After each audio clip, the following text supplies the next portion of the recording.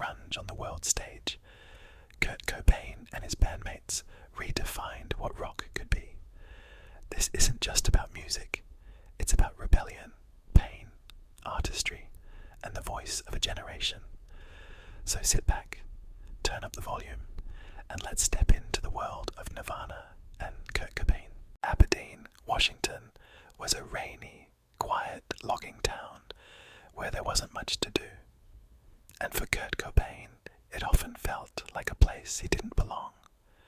Growing up, he was a kid who loved to draw and listen to music, but his home life was hard. His parents' divorce hit him deeply, and he carried that sadness everywhere. Music quickly became his escape, something that gave him a sense of purpose when everything else felt heavy. As a teenager, Kurt met Krist Novoselic, another outsider who loved the same kind of music. The two bonded quickly, sharing tapes of bands they admired and hanging around record shops. Before long, they decided to start a band together. It wasn't perfect at first, different names, different drummers, but something about their connection stuck. They had a vision, even if it was still messy and unshaped. Their influences came from all directions. The raw aggression of punk bands, the heaviness of metal, and the underground rock scene brewing in Seattle. Kurt loved the energy and honesty of punk. It gave him permission to be loud, emotional, and unpolished. That mix of rebellion and melody would soon become the heart of their sound, a sound that no one yet realized would change music forever. In the late 1980s, Kurt and Krist were still figuring out what their band should be. They practiced in basements and garages, trying out different names like Fecal Matter and Skid Row, before finally settling on Nirvana. To them, the word meant peace and freedom, something completely opposite from the chaos they both felt inside. Even though they didn't have much, they had passion, and that was enough to keep them going. The early days were tough.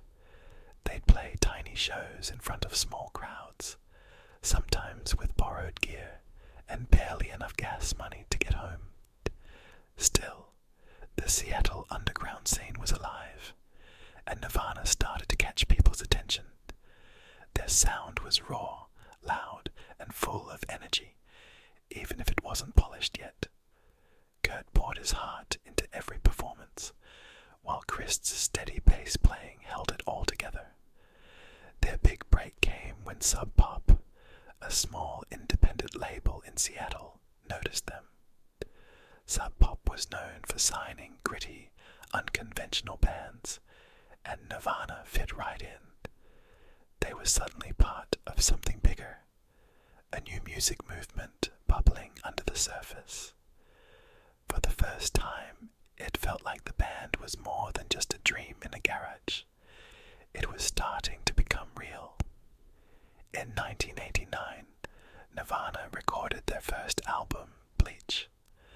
The whole thing cost just over $600 to make, money they scraped together from friends and odd jobs. It was raw, heavy, and filled with songs about frustration, boredom, and the weirdness of life. The album didn't make them stars right away, but it captured the attention of the underground scene. People started to notice that this band had something different. Touring was far from glamorous. They traveled in beat-up vans, sleeping on floors, and eating cheap food just to get by. Sometimes the crowds were only a handful of people, other times packed with sweaty kids who went wild for the music. Nirvana wasn't playing for fame yet. They were playing for survival, and for the thrill of hearing their songs come alive on stage. That hunger gave their shows a kind of electricity you couldn't fake. Even though Bleach wasn't a commercial success, it planted a seed. The band had proven they could make a record and hold their own on stage. More importantly, it showed Kurt that people were listening, and some of them were listening closely. The world didn't know it yet, but Nirvana was standing at the edge of something much bigger.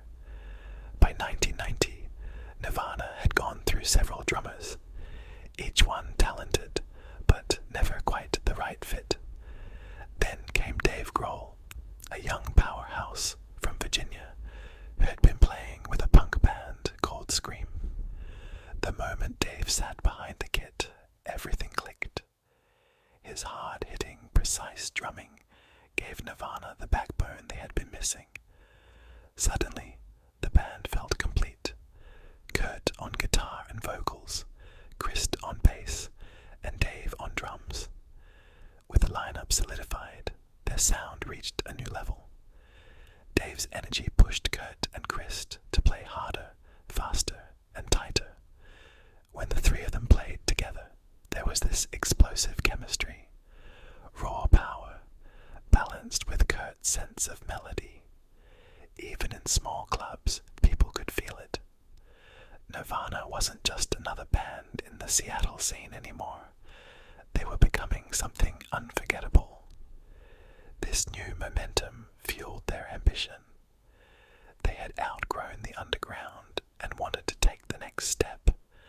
A major label deal was on the horizon, and with Dave in the mix, Nirvana was ready to leap from a scrappy garage band into a force that could shake the entire music world. In 1991, Nirvana entered the studio to record their second album, Nevermind. This time, they worked with producer Butch Vig, who helped them polish their sound without losing its raw edge. The result was something powerful, heavy and chaotic, but also catchy and melodic. Among the tracks was a song Kurt had written with just 4 simple chords. Smells Like Teen Spirit.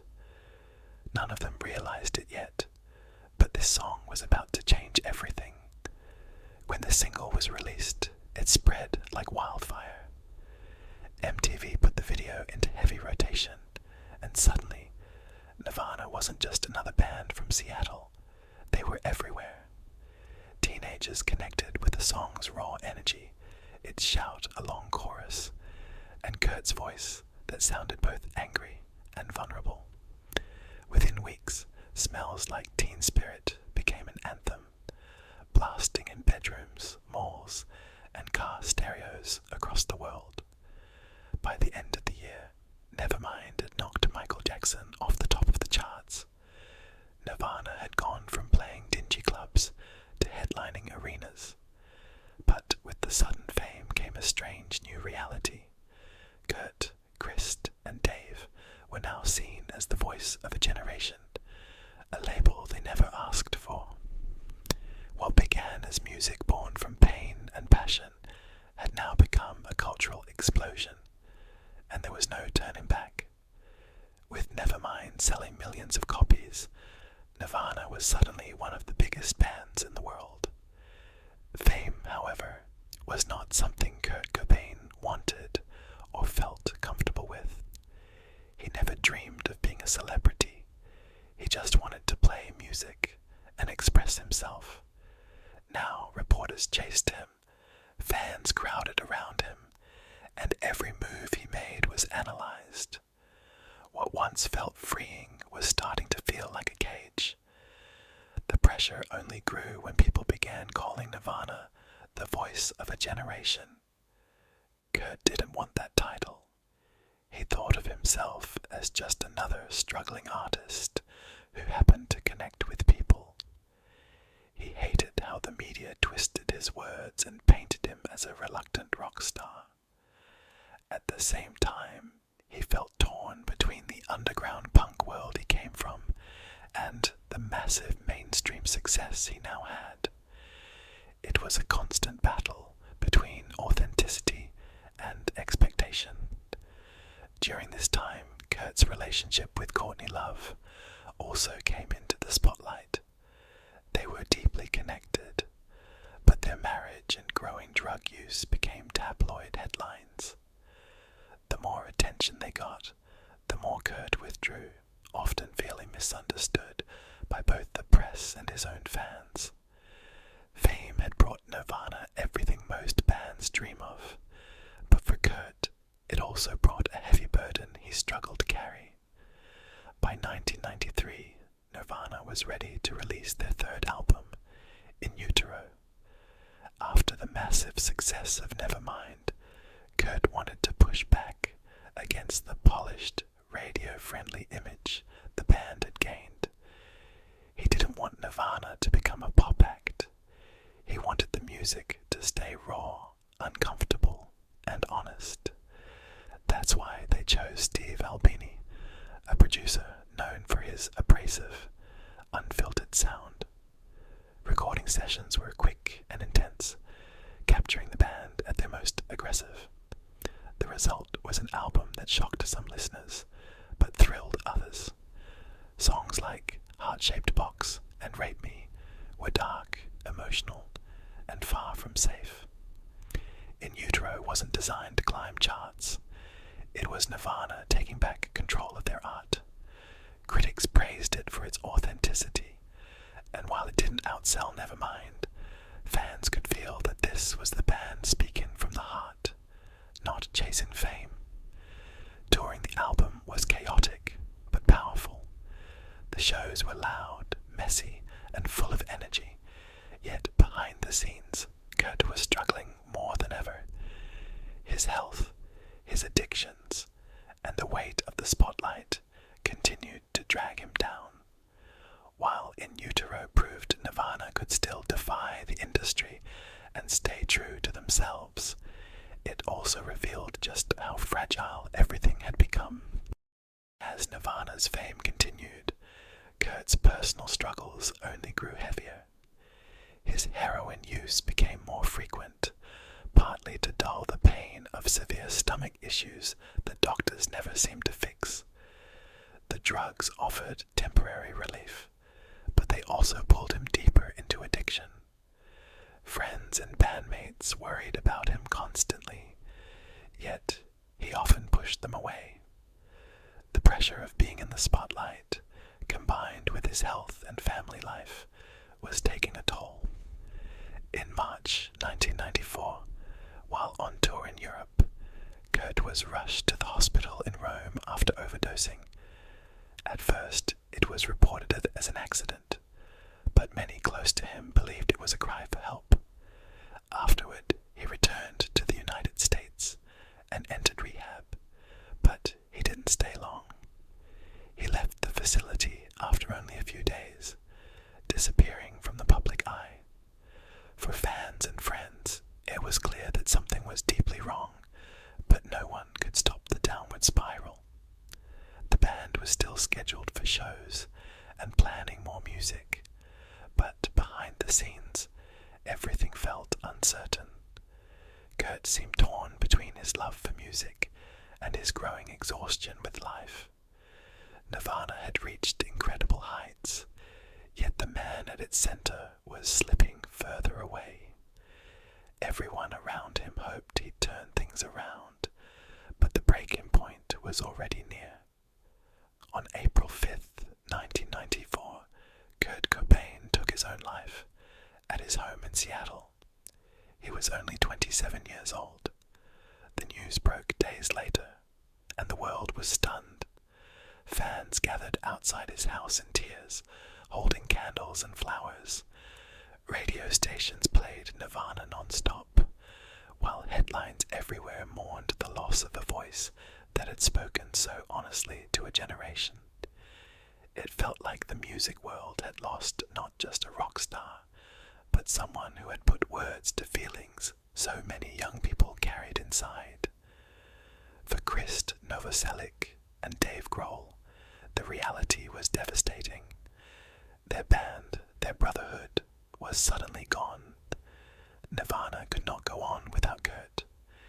Dave later described the moment as feeling like everything had been ripped away overnight. Krist stepped back from the spotlight, while Dave eventually turned to new music as a way to heal.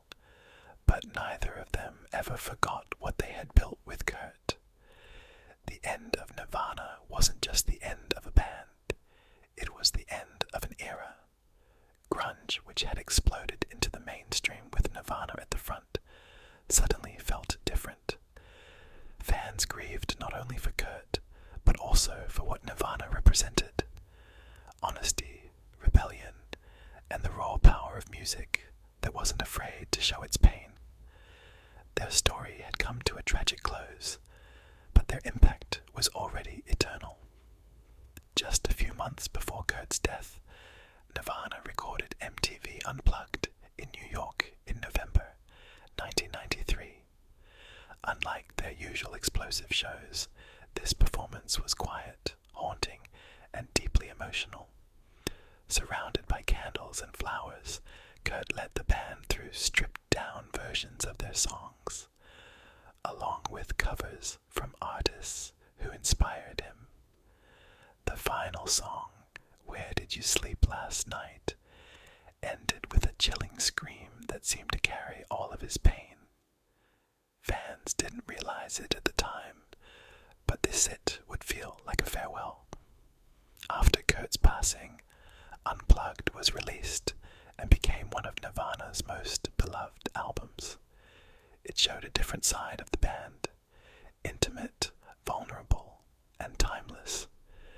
For many fans, it became the way they remembered Kurt, not just as a rock star screaming into the mic, but as a fragile artist pouring his soul into every word.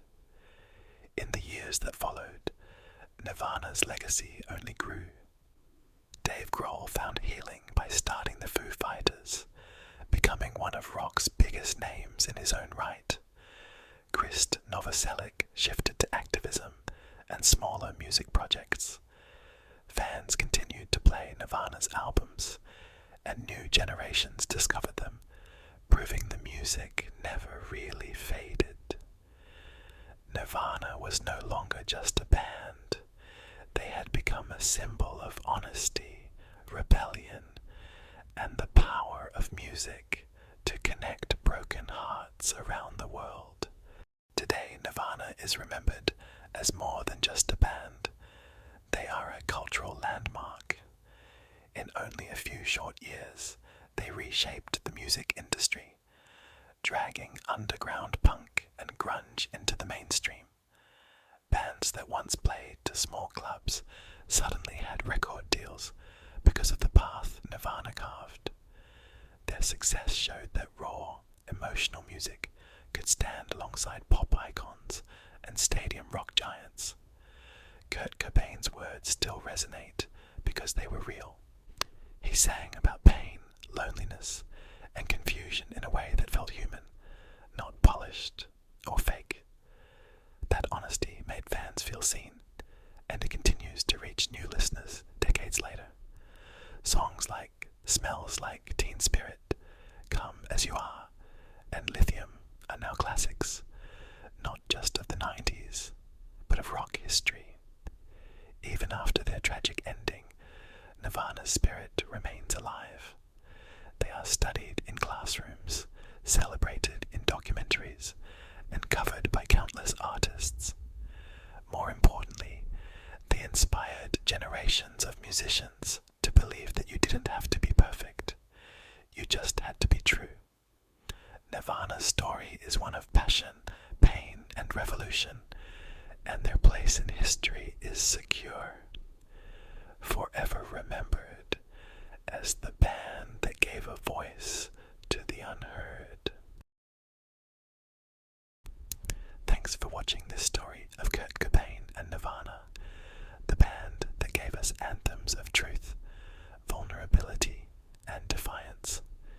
If you enjoyed this dive into music history, make sure to like, subscribe, and hit the bell so you don't miss future stories.